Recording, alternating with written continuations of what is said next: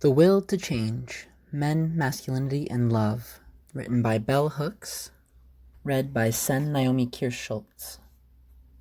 Chapter 5, Male Sexual Being. Most men and women are not having satisfying and fulfilling sex. We have all heard the notion that men come to relationships looking for sex and not love, and that women come to relationships looking for love and not sex. In actuality, men come to sex hoping that it will provide them with all the emotional satisfaction that would come from love. Most men think that sex will provide them with a sense of being alive, connected, that sex will offer closeness, intimacy, pleasure, and more often than not, sex simply does not deliver the goods. This fact does not lead men to cease obsessing about sex. In fact, it intensifies their lust and their longing.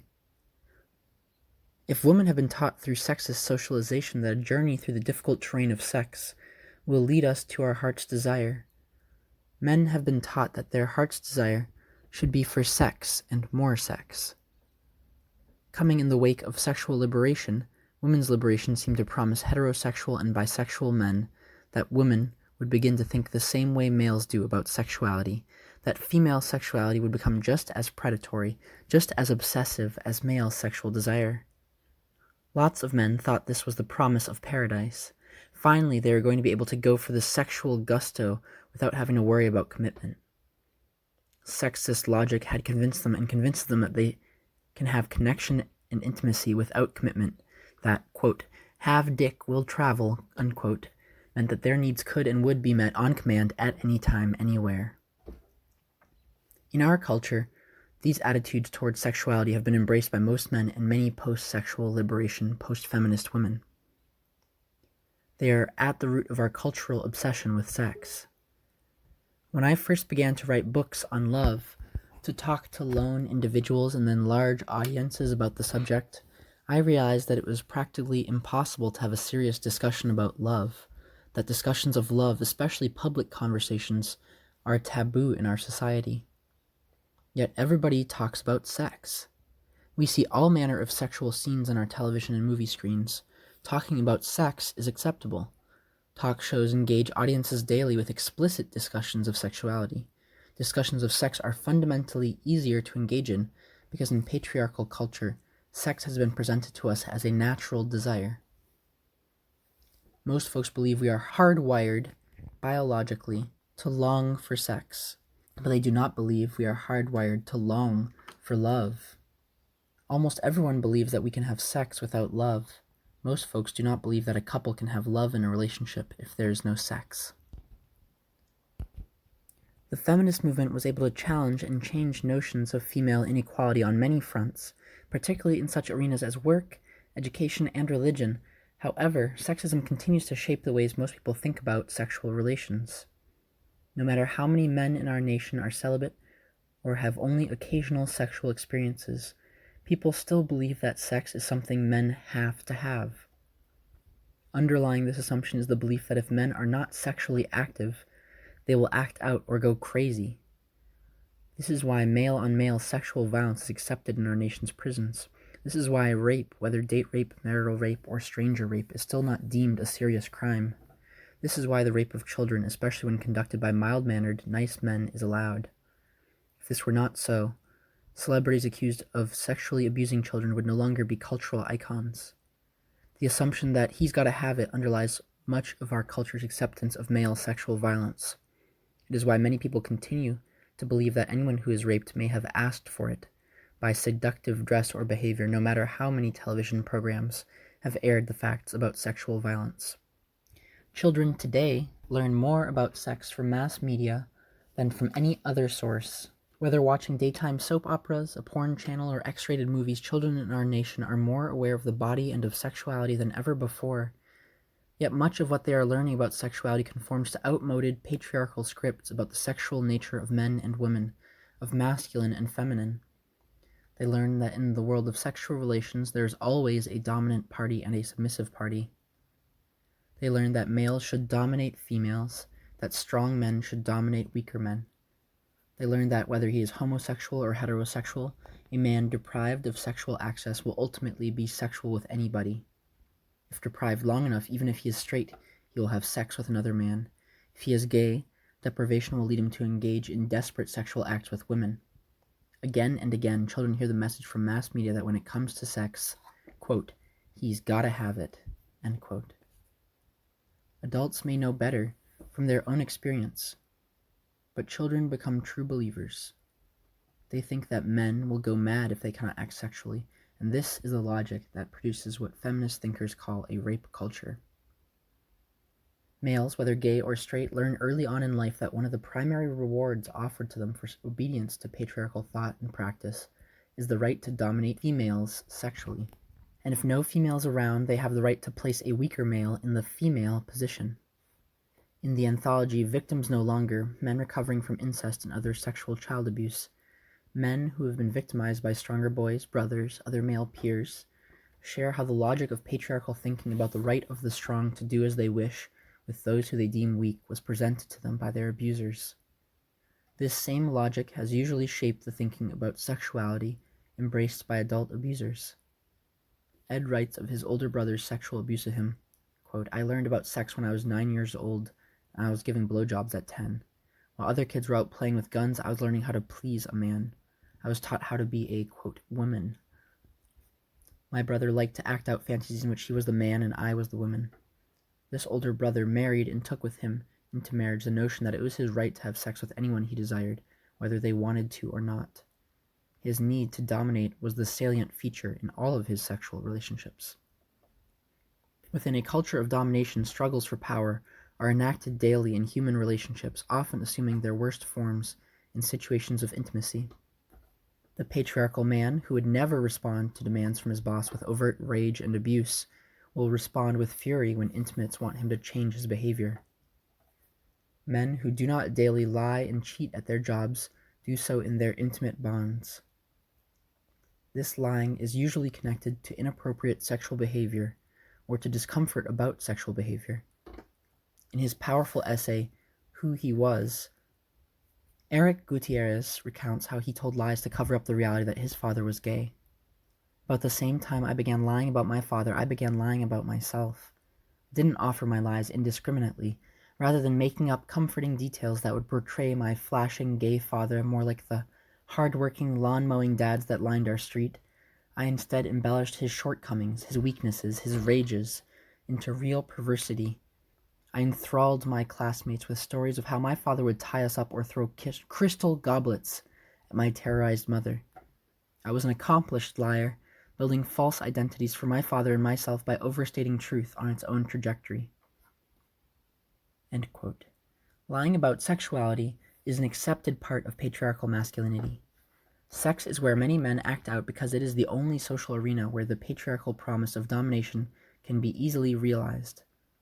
Without these perks, masses of men might have rebelled against patriarchy long ago.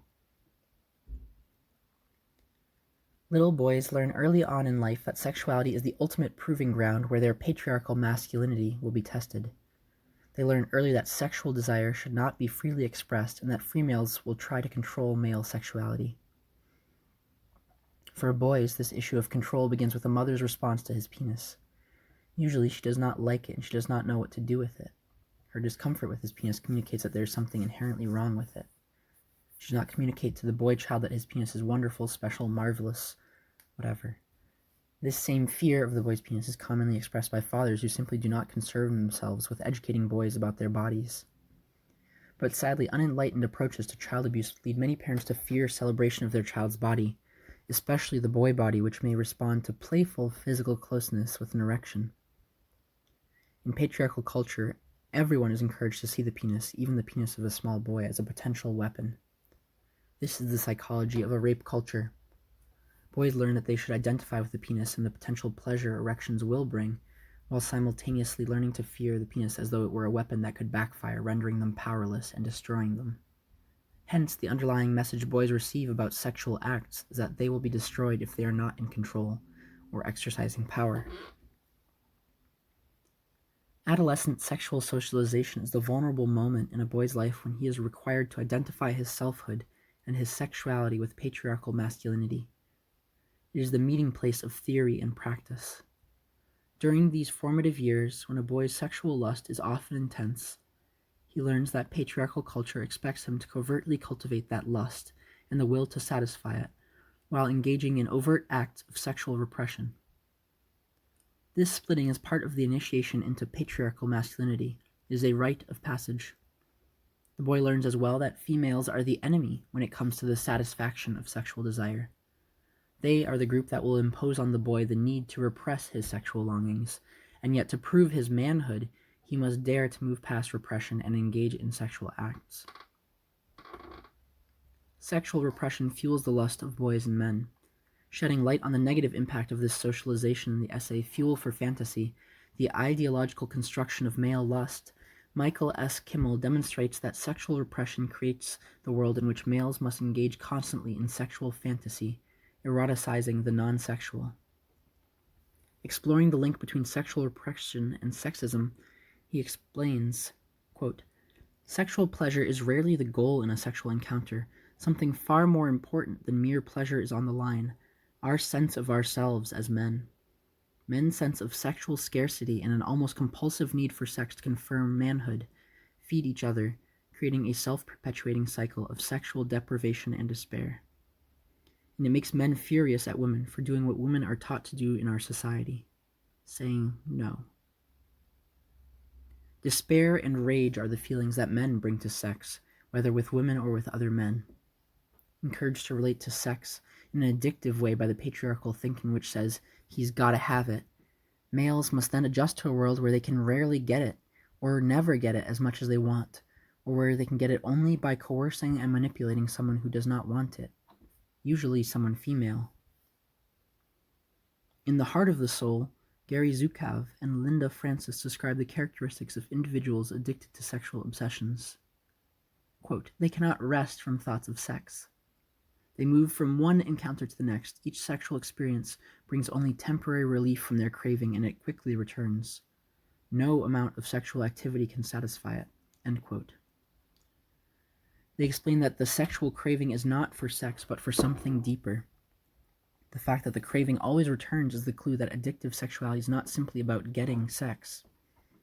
For the patriarchal male, be he straight or gay, addictive sexuality is fundamentally about the need to constantly affirm and reaffirm one's selfhood.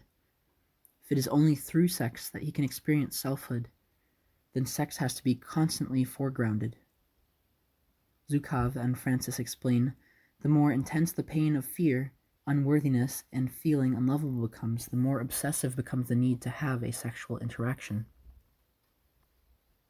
Sex, then, becomes for most men a way of self-solacing. It is not about connecting to someone else, but rather about releasing their own pain. The addict is often an individual in acute pain.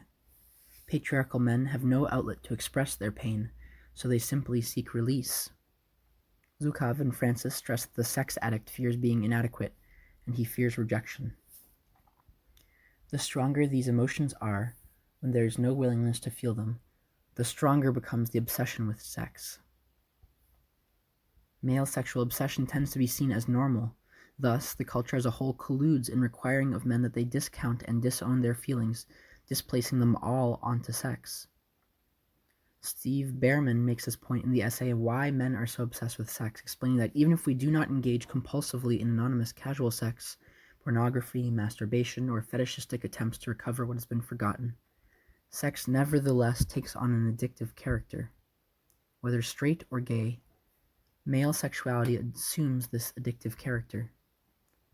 Since it is neither possible biologically nor practical, given the few hours in a day available for leisure activity for men to be in sexual interactions constantly, patriarchal pornography available in myriad forms becomes the site of sublimation, the place where the sexual addict can get a quick fix. Patriarchal men can do pornography anywhere, all day long. They can watch movies, look at magazines, look at real females with a pornographic gaze, undress them, fuck them, dominate them. Kimmel contends that male consumption of pornography is fed by the sexual lust males are taught to feel all the time, and their rage that this lust cannot be satisfied. Quote, "Pornography can sexualize that rage, and it can make sex look like revenge.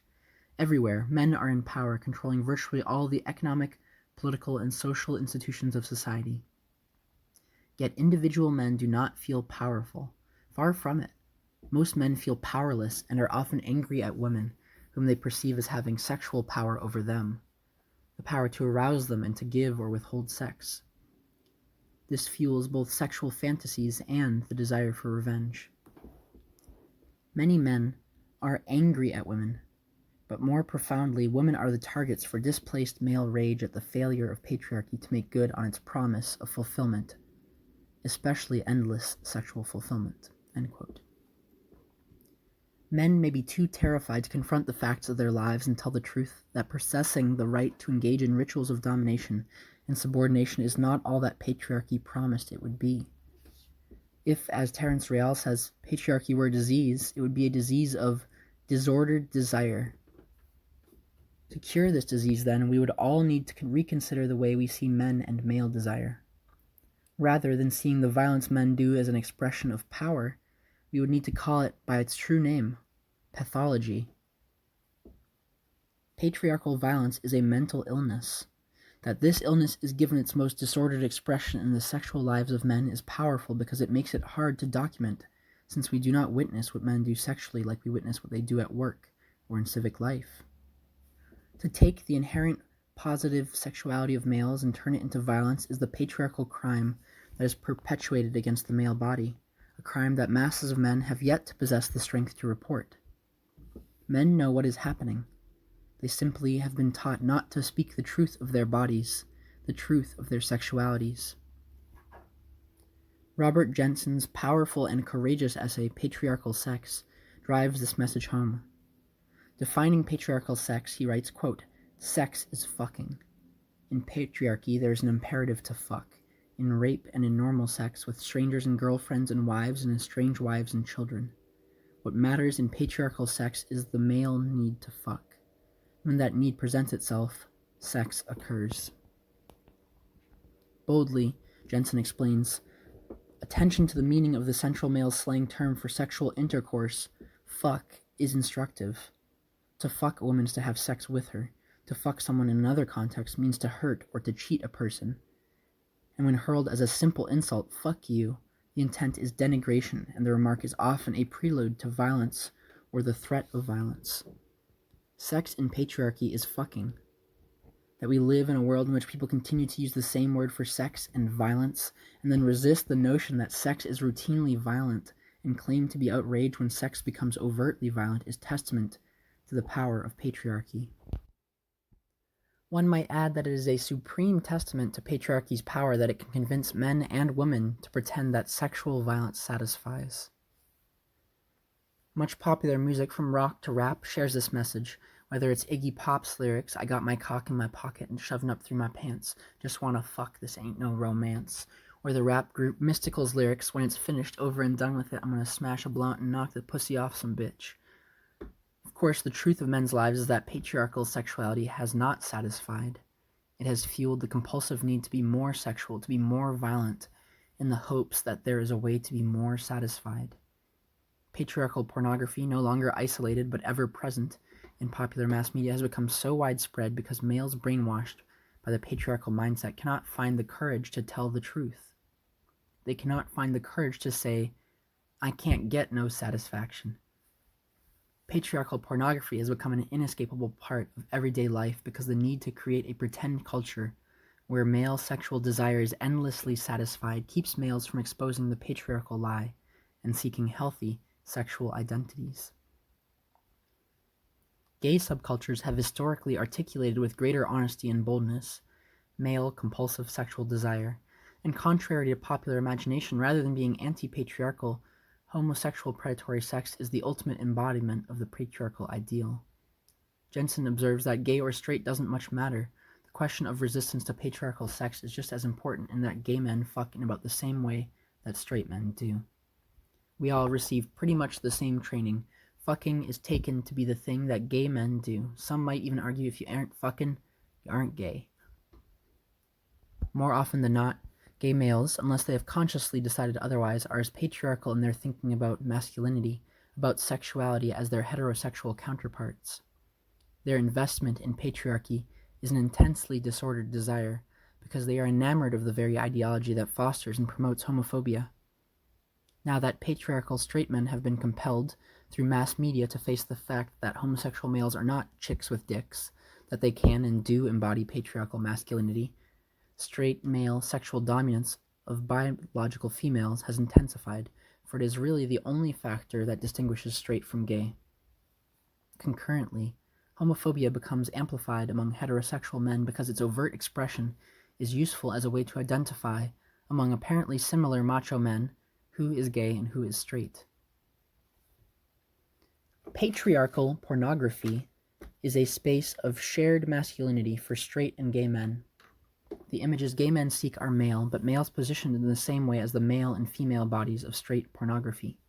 Whether catering to gay or straight males, patriarchal pornography is fundamentally a reenactment of dominator culture in the realm of the sexual. Male need of patriarchal pornography that eroticizes domination is no show of male power. While hatred of women can lead to acts of domination that hurt, wound, and destroy, there is no constructive power here.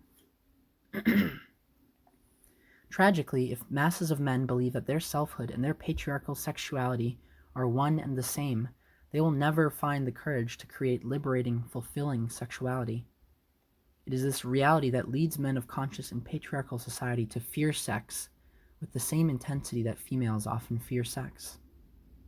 As Jensen testifies, quote, "I am afraid of sex as sex is defined by the dominant culture, as practiced all around me and projected onto magazine pages, billboards, and movie screens. I'm afraid of sex because I'm afraid of domination, of cruelty, of violence, and death. I'm afraid of sex because sex has hurt me and hurt lots of people I know, and because I've hurt others with sex in the past. I know that there are people out there who have been hurt by sex in ways that are beyond words, and who have experienced a depth of pain that I will never fully understand. And I know there are people who are dead because of sex. So yes, I am afraid of sex. How could I not be?" End quote. Despite the courageous testimony of Jensen and others, despite the radical critique of patriarchal sex, most men are not breaking through denial and telling the truth about sex. They are choking it down, the pain, the despair, the confusion. They are following patriarchal rules. Rather than change, patriarchal males and females have exploited the logic of gender equality in the sexual realm to encourage women to be advocates of patriarchal sex and to pretend, like their male counterparts, that this is sexual freedom. Music videos and television shows like Sex and the City, written and produced by patriarchal men and women, teach females, especially young females, that the desirable female companion is one who is willing to play either a dominant or a subordinate role, one who can be as nonchalant about sex as any patriarchal man. Socializing women to conform more to patriarchal male sexual norms is one way patriarchy hopes to address male rage. Since this rage covers up the pain that could be the catalyst for critical awakening, it has to be assuaged. It is not just anti-feminist backlash that has led to the normalization of pornographic sexual violence in our mass media and in common sexual practice. The desire to keep men from feeling and naming their pain fuels the need for consistent brainwashing. Male despair, often initially expressed as anger, is a far greater threat to the patriarchal sexual order than feminist movement. While masses of men continue to use patriarchal sex and pornography to numb themselves, many men are weary of numbing and are trying to find a way to reclaim selfhood. This process of recovery includes finding a new sexuality.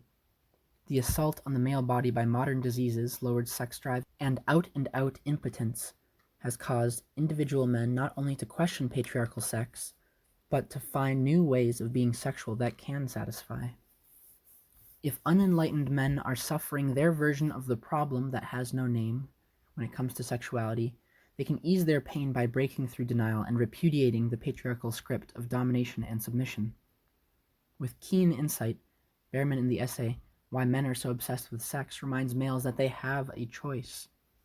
Quote, "Directly and indirectly, we are handed sexuality as one vehicle through which it might still be possible to express and experience essential aspects of our humanness that have been slowly and systematically conditioned out of us. Sex was and is presented as the road to real intimacy, complete closeness, as the arena in which it is okay to openly love, to be tender and vulnerable, and yet remain safe, to not feel so deeply alone. Sex is the one place sensuality seems to be permissible, where we can be gentle with our own bodies and allow ourselves our overflowing passion. This is why men are so obsessed with sex, but in no way can sex completely fulfill these needs. Such needs can only be fulfilled by healing from the effects of male conditioning and suffusing every area of our lives with relatedness and aliveness. Compulsive sexuality, like any addiction, is hard for men to change because it takes the place of the healing that is needed if men are to love their bodies and let that love lead them into greater community with other human bodies, with the bodies of women and children. Behrman reminds men that no matter how much sex you encounter, it will not be enough to fill your enormous need to love and be close and express your passion and delight in your senses and feel life forces coursing through your muscles and skin. If masses of men could recover this fundamental passion for their own bodies, that shift away from patriarchal sex might lead us toward a true sexual revolution. To recover the power and passion of male sexuality unsullied by patriarchal assault, males of all ages must be allowed to speak openly of their sexual longing. They must be able to be sexual beings in a space where patriarchal thinking can no longer make violation the only means of attaining sexual pleasure. This is a tough job, and until males learn how to do it, they will not be satisfied. This has been Chapter 5 of The Will to Change by Bell Hooks, read and recorded by Naomi Kirst-Schultz.